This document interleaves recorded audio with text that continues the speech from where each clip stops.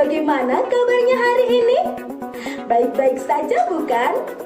Nah, Bu Rini berharap kalian semuanya dalam keadaan baik-baik saja, sehat, ceria, dan tetap bersemangat dalam mengikuti pembelajaran melalui daring.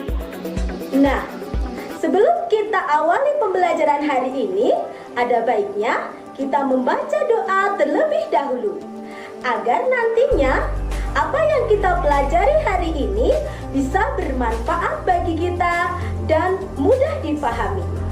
Mari kita awali pembelajaran hari ini dengan membaca doa menurut kepercayaan masing-masing.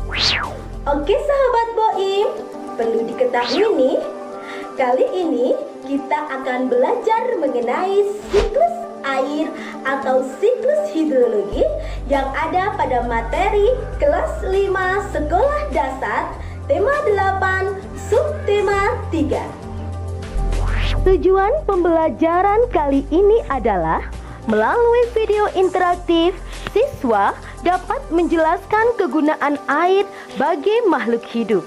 Melalui simulasi video, siswa dapat memahami proses siklus air. Dan melalui pembuatan produk, siswa dapat menguraikan proses terjadinya siklus air. Nah, sahabat Boim di rumah, tahukah kalian mengapa semua makhluk hidup membutuhkan air? Mengapa demikian? Lalu, apa sih hubungannya kebutuhan air untuk kita dengan siklus air? Mari kita pelajari. Untuk menjawab pertanyaan tersebut, mari kita lihat video interaktif berikut ini. Kegunaan air bagi kehidupan manusia. Kamu mau tahu? Mari kita pelajari bersama-sama. Makhluk hidup memerlukan air untuk memenuhi kebutuhan hidupnya. Sahabat Boim tentunya mengerti bahwa kegunaan air sangatlah penting untuk kelangsungan hidup. Perlu diketahui pula bahwa kurang lebih 70% tubuh manusia terdiri dari air. Oleh sebab itu, kita dianjurkan mengkonsumsi 3 liter air setiap harinya.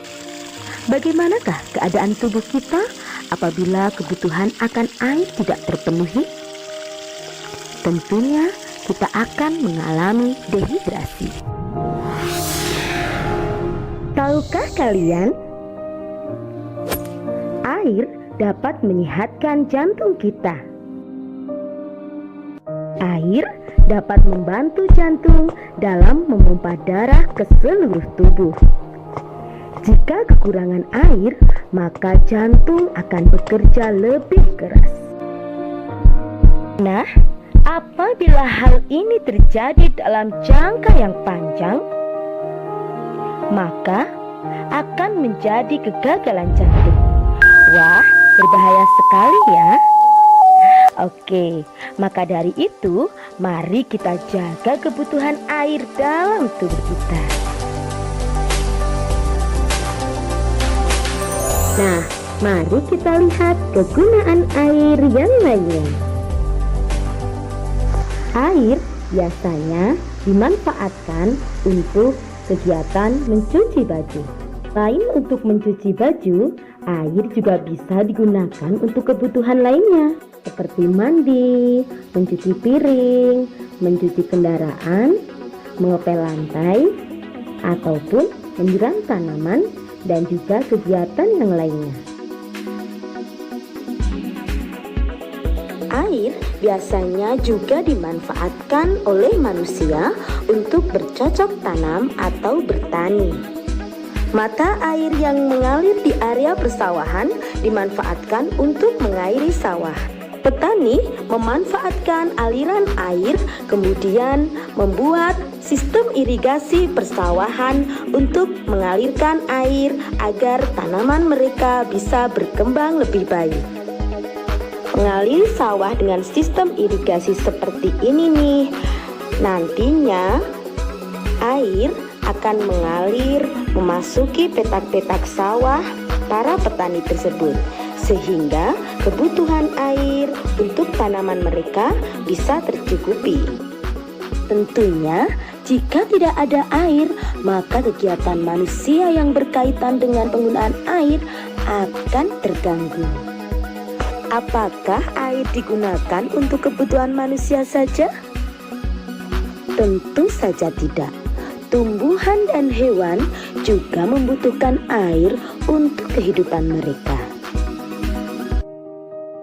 Tumbuhan memerlukan air untuk proses fotosintesis. Maka dari itu, air sangat penting bagi proses pembuatan makanan pada tumbuhan. Lalu, apa pengaruhnya terhadap makhluk hidup yang lainnya? Tumbuhan berperan sebagai produsen dalam rantai makanan. Maka dari itu, apabila tumbuhan kekurangan air, maka akan menyebabkan layu, kemudian mati.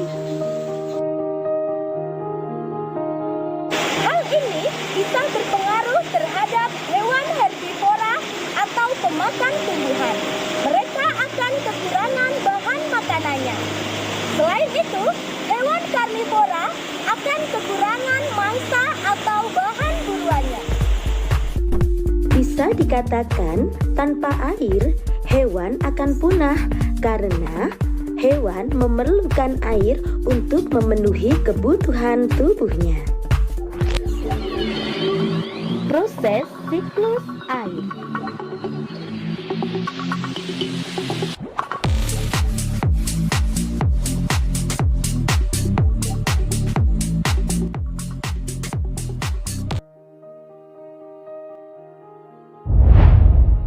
Kita mengetahui kegunaan air bagi makhluk hidup, tentunya sahabat Boim di rumah pernah nih bertanya-tanya seperti ini.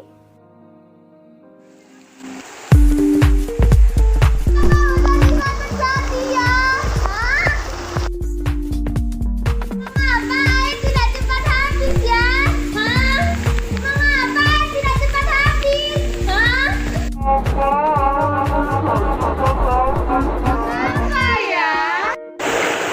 Nah, inilah penjelasannya.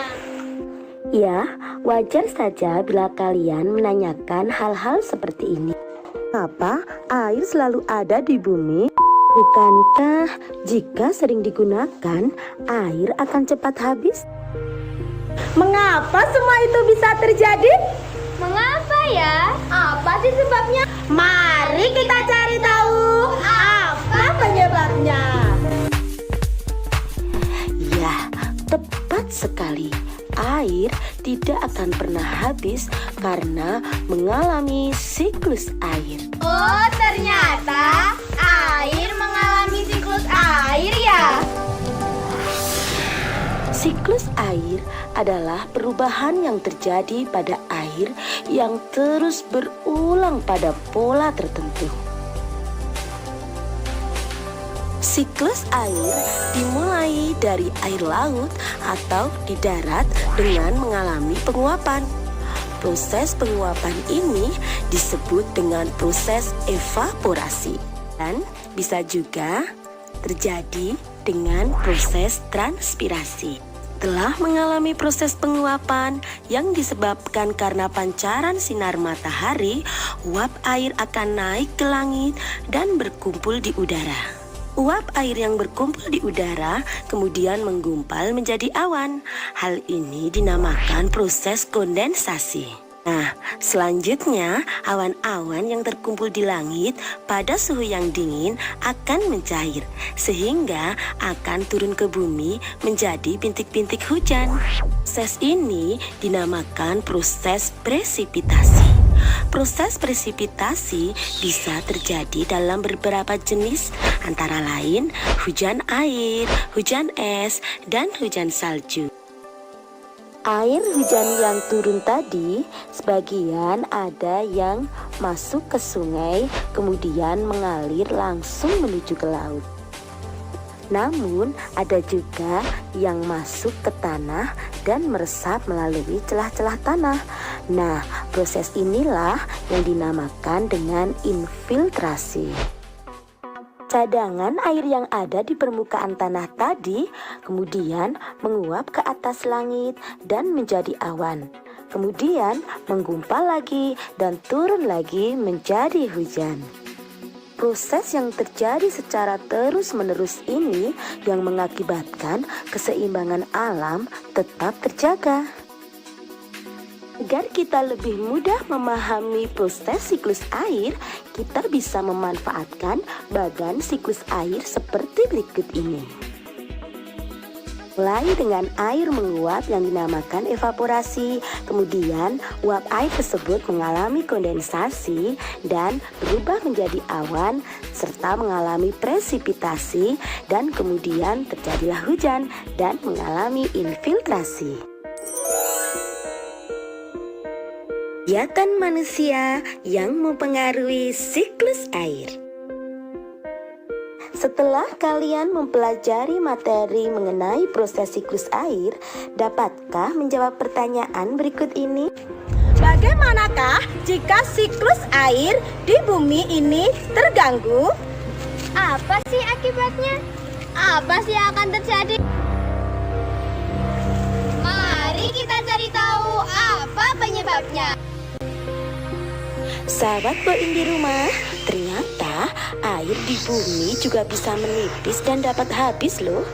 Nah, ini bisa terjadi bila siklus air tidak stabil. Kira-kira hal ini disebabkan oleh apa ya? Ya, tepat sekali. Ternyata hal ini terjadi karena ulah manusia yang tidak bertanggung jawab terhadap alam. Terdapat beberapa kegiatan manusia yang berpengaruh terhadap proses siklus air. Penebangan hutan akan mempengaruhi proses siklus air. Mengapa hal ini bisa terjadi? Jika hutan menjadi gundul, maka apabila terjadi hujan, air tidak akan bisa tertampung atau tertahan oleh tumbuhan. Hal ini mengakibatkan air akan langsung mengalir melalui sungai atau mengalir di atas permukaan tanah sehingga mengikis tanah humus atau lapisan tanah bagian atas. Hal ini bisa mengakibatkan tanah menjadi tidak subur atau tandus. Selain penebangan pohon, kegiatan yang berdampak buruk terhadap proses siklus air adalah pencemaran. Nah, mari kita simak penjelasannya. Hei, tunggu! Kenapa? Kamu mau apa? Mau buang sampah. Jangan buang sampah di situ. Kenapa? Jika kamu buang sampah di selokan, maka air akan tersumbat seperti itu. Oh, begitu. Ya, benar sekali. Selain menyumbat pembuangan air menuju ke sungai, pembuangan sampah ke selokan atau sungai akan mempengaruhi ketersediaan air bersih. Pencemaran limbah ke sungai sangat berpengaruh pada proses siklus air. Mengapa demikian? Mari kita cari tahu. Nah, seperti ini nih penampakan dari pencemaran limbah pabrik.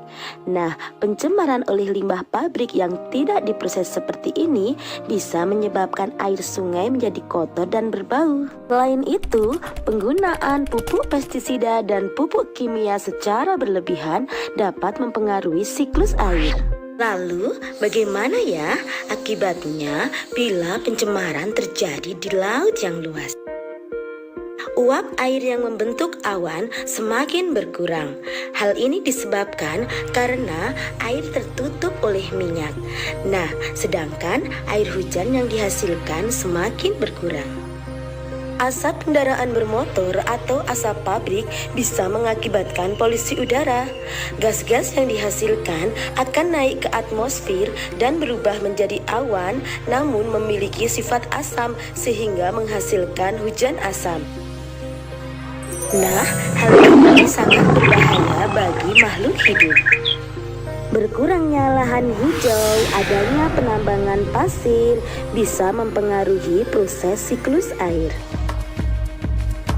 Agar kalian bisa menguraikan proses siklus air, mari kita membuat diorama siklus air berikut ini.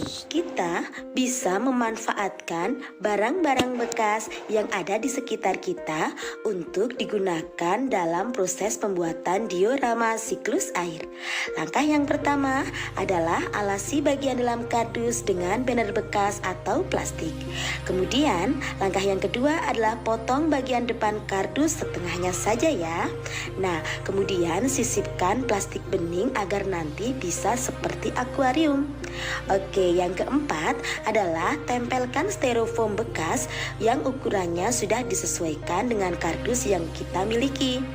Dan yang kelima adalah saatnya mewarnai styrofoam dengan cat akrilik atau cat minyak. Nah, kita bisa menggunakan warna-warna yang sesuai dengan tanah, kemudian rumput. Nah, manfaatkan juga ya kain perca sisa boneka untuk membuat rumputnya. Kita ulangi lagi nih, mengulang agar catnya menyatu dengan styrofoam.